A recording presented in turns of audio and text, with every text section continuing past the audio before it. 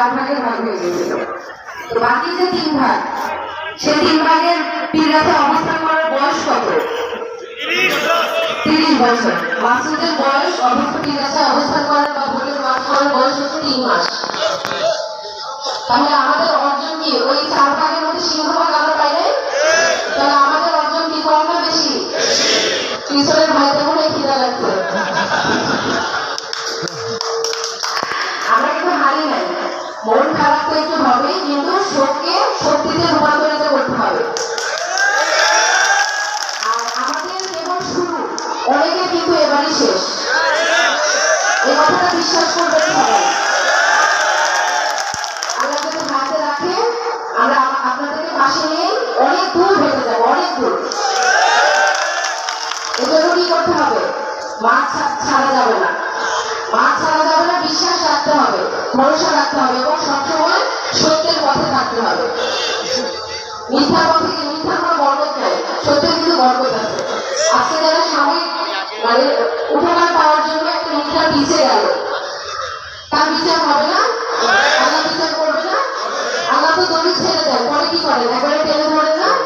এটাকে তো আমরা বিশ্বাস করি। তাহলে সবাই যদি আমাদের ধর্ম বিশ্বাস করি, তাহলে সত্যকেও বিশ্বাস করতে হবে যে সত্য একদিন ঠিকই উপরে উঠে আসবে। আর কেউ কাউকে কিন্তু দাঁড়ায় রাখতে পারে না। আল্লাহ যদি নসিবে রাখে, তাহলে এমনি এমনি সব হয়ে যায়। আমরা কি বাবা মার ঋণ শোধ করতে পারি কখনো? পারি না। বাবা মার ঋণ কোনোদিন শোধ হয় না।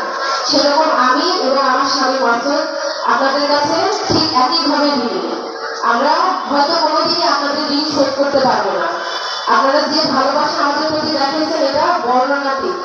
আপনারা কি কেউ টোকেন পাইছে এখানে আসার জন্য? টাকা দিচ্ছে কেউ? অনেকে টাকা দিয়ে কর্মী আনে, কিন্তু আমরা হারার পরেও আপনারা যে এত মানুষ সমবেত হয়েছেন, আমরা কিন্তু টোকেন দিই না, কারণ আমাদের তো টাকা নেই। ভোট করার পর তো আরো নেই না। যাই হোক, কেউ বলে কষ্ট দিবেন না, সবাই পাশে থাকবেন, সবাই পাশে থাকবেন। আমরা এতজন আছি, আরো এতজন আমরা তৈরি করবো, শুধু 40,000 না। এরপরে আমাদের টার্গেট থাকবে পীরগাছার 1/3, 1/3 ভোটে মাসুদ যদি আবার দাঁড়ায়, 1/3 ভোটে আমরা চলে যাবো। এবং ওই যে বললাম, আমাদের কাজ এখন থেকে শুরু। ভোটটা ছিল কি আমাদের পরীক্ষা, অল্প কিছু নাম্বারের জন্য ফেল করছি, তাই না? তো এখন পরীক্ষা আরো ভালো রেজাল্ট করতে হবে। যারা খারাপ রেজাল্ট করে তাদের বাবা মা বকা দেয় না, তখন কি করে আরো জোর করে পড়ে পাস করার জন্য। এখন এই 5 বছর আমরা আরো জোরে সোরে করবো। এবং পরীক্ষা কিন্তু মাসুদ বা আমার একা না, সবার পরীক্ষা। এই পরীক্ষায় মাঠে থাকতে হবে, পাশে থাকতে হবে। সবাই থাকবেন তো, তাই না? আমি বিশ্বাস করি আপনারা অবশ্যই পাশে থাকবেন, কারণ তা না হলে আজকে তো আমাদের এখানে থাকার কথা ছিল না। ছিল না। আমরা হয়তো আজকে শুক্রবার দিন বাসায় বসে টিভি দেখতাম, আবহাওয়া ভালো, হয়তো পাহাড়ে আমাদের বসে চা খাইতাম। কিন্তু আপনাদের ভালোবাসা আসার জন্য তো আপনারা এখানে এসে টিভি বৃষ্টির মধ্যে বসে আছেন।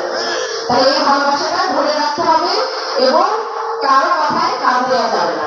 কথা হচ্ছে একটাই, যে আমরা বিলের বেশি আবার ফেরত আসবো ইনশাআল্লাহ। এটা হচ্ছে আমাদের এখন মেইন টার্গেট। আগে যে অনেকে বলছে যে আমরা ছোট আম খাবো না, আমরা বড় আম খাবো। এটাই মনে রাখবেন যে সামনে হয়তো অবশ্যই ভালো কিছু অপেক্ষা করতেছে। আর আমি তো আপনাদেরকে আমার পরিচয় দিয়ে দিচ্ছি, আমি তো মনোয়ার ইসলাম মাসুদের একমাত্র বোন। সবাই ভালো থাকবেন, সবাই সবার জন্য দোয়া করবেন। আর নিজেদের মধ্যে কোনো হিংসা বিদ্বেষ তৈরি করা যাবে না, এটা আমার আপনাদের সবার প্রতি অনুরোধ। নিজেদের মধ্যে হিংসা বিদ্বেষ করা যাবে না, নিজেদের মধ্যে ঐক্য বজায় রাখতে হবে। তাহলে দেখবেন কোনো শক্তি, কোনো খারাপ মানুষ প্রভাব বিস্তার করতে পারবে না। সবাই ভালো থাকবেন। আসসালামু আলাইকুম।